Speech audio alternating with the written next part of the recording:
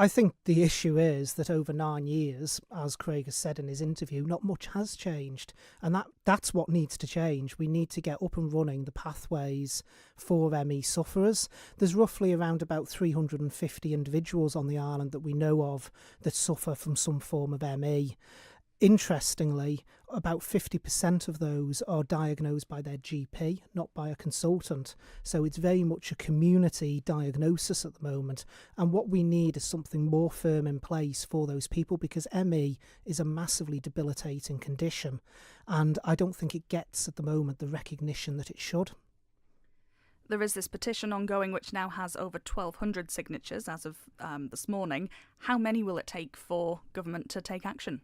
Well, there's this action already being undertaken. So, for instance, in my time as Minister, there's now a budget allocated for the development of the service. So there's £170,000 allocated just for the development of the service.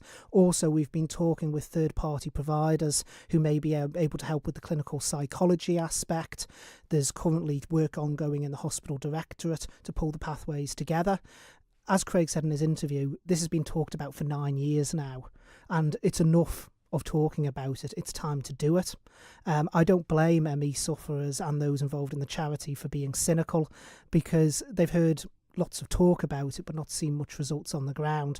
And my challenge as Minister is to make sure that they actually start seeing change on the ground. But there is positive work going on in the background. I think things are frustratingly slow myself, but we are, as Craig alluded to in his interview again, working from scratch. This is a new pathway. This is something we haven't had before. And equally as important about putting support in for ME sufferers is education as well. This is an education piece around people understanding ME, what causes it, what the results are for people. Because it is a debilitating illness and it can cause great isolation. I have several friends who suffer from it, and it's changed their entire life. You mentioned that there's a budget of £170,000 put aside for setting up this service. In his interview, Mr Morris estimated that the service would cost about £100,000 a year to run. If the budget is there, why isn't it in place yet? Well, the 170 is for developing the service. We've got to develop a service to run. The ongoing costs obviously will be looked at after the fact, but we've got to build the service in the first place. Like I say, we are starting from scratch. It's the equivalent of providing a medical service that hasn't been there before.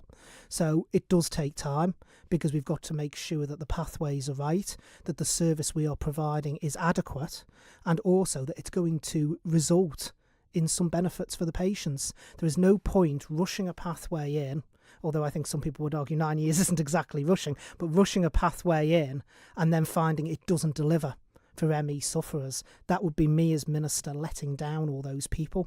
So it has been frustrating. It's been frustrating for me as well over the last 15 months or so as Minister, how slowly things have moved. But the important message is that things are moving. And I think one of the great things, you mentioned the petition there, 1,251 I think it is as of this morning, signatures from all over the world, from Houston, Texas, from Botswana, from Montreal in Canada. So it's attracting huge support. And I think that goes to show that ME isn't, as sometimes it's been seen, this small isolated problem. It's a worldwide issue. And again, us being the Isle of Man in a small community, I'm keen that we lead the way. It has been spoken about in the past that hiring the right people to deal with this condition hasn't always been easy. How many job adverts have been put out over the last few years? Well, a lot of it will be done in-house as well, because we do, as Craig's already said in his interview there is people with the speciality on the island already.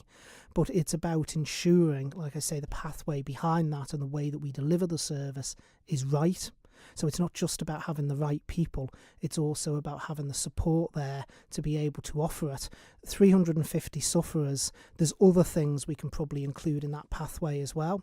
So for instance, you've got people with connective tissue disorders, pain management. We can bring all that in to make it a much more robust service.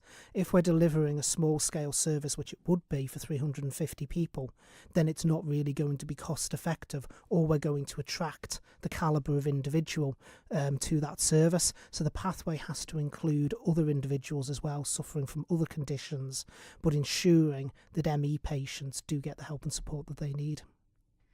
We heard Mr. Morris talk about the difficulty in getting a diagnosis. Does more training need to be given to GPs and those who are going to be first in contact with someone when they get the symptoms?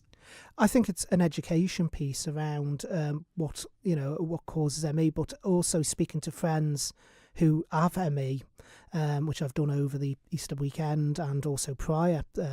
One of the things that seems to come across is sometimes the symptoms can present looking very much like other diseases. So, for instance, when they're lethargic, there's other things that might be tested for first. So the thing with ME is it's not a clear-cut case of this as a set of symptoms. Everyone is unique, and people present with different conditions. So I think one of the frustrating things with ME is it's not necessarily you can walk into the doctors and they immediately go, right, you've got ME. There's other things they have to discount first. You've said that change is on its way. There is the budget put aside. You're building something from scratch. When are people going to see change? In this financial year. As I say, the budget is in place for the service to develop. It was discussed by the executive leadership team in the department only recently, about a month ago. The business case has gone forward, and we are now looking to put the pathway in place. Like I say, I'm sure that's not going to be huge reassurance to those sufferers out there, because they've heard this before, that the service is developing. But what I want to be judged on is action, not words, and the action is what they will see over the next 12 months.